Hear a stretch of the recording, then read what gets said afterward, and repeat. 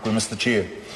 Mr Chair, ko roa hau ngaro atu ana ki tēnei whare, i te mea, i te raki a hau e whakataitai ana ki te tūru o te taitokera engari pai ana ki te hoki mai. I rongi te tikanga o tēnei wiki, ara te wiki o te reo Māori, ko te tino tūmanako ka taia hau te whakamāramatia o ku whakaaro e pāna ki tēnei kaupapa i roto i tō tātou reo rangatira. Ka tū hoki a hau hei tauira mō rātou e kore e taia rātou i tupu ake penei a hau, horekai te reo Māori, te reo tuatahi, e tuana hei tauira mō rātou ki a mōhiotia e tai ana tātou te kōrero mō wenei kaupapa aha ko te hohonu me te whānui, he whakamāramati atu ki te tini te mano. Mr Chair, e miharo hoki ana hau ki te kaha o oku hoa hei whakamāramatia o rā te whakaaro e pāna ki tēnei pire. Me tō rā te hohono o rātou matatau, o rātou mōhiotanga ki wenei kaupapa. Aha koe e roa ana e kōrero ana mō tēnei pire, he tohu tēnei e hāpai ana i te mana o tēnei rōpu ara te Royal Society of New Zealand. E tika ana kia kōrero hia wenei kōrero e pāna ki tēnei rōpu, me te whaititanga hoki kia kōrero pua hau, kia hanga atu hau ki tēnei te wahanga tua waru. E kōrero ana mo te kia kore e riro i ngā memo o tēnei rōpu i ngā pūtia, i ngā muni rānei mō rātou mahi.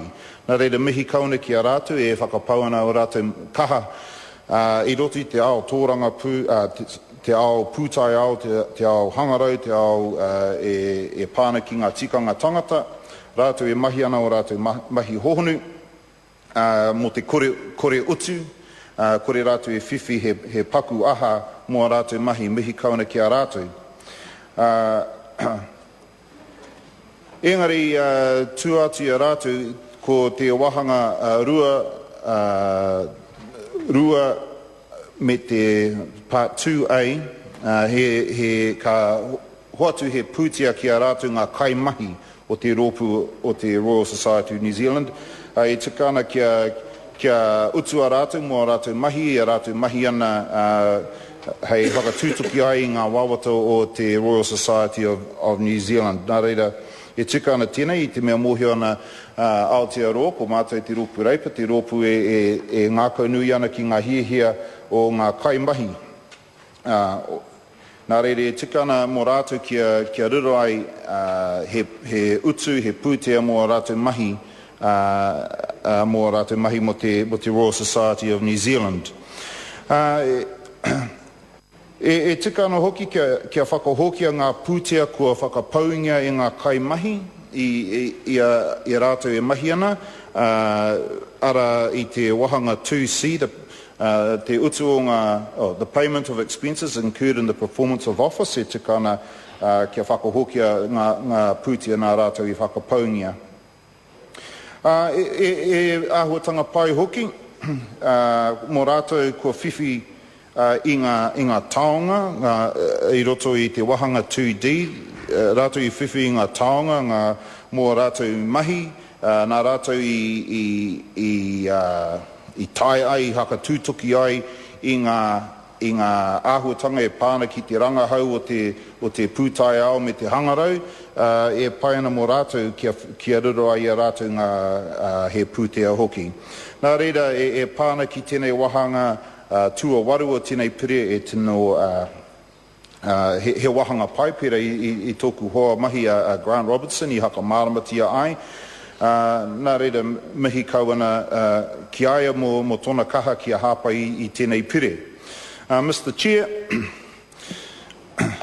it gives me great pleasure to return back to the House after a 6-week absence as I've been contesting unsuccessfully the seat of Te Taitokero.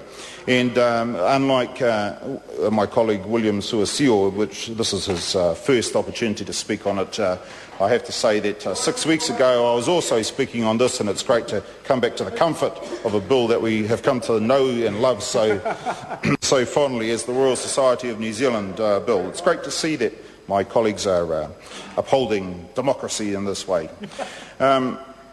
And Mr. Chair. Calvin Davis.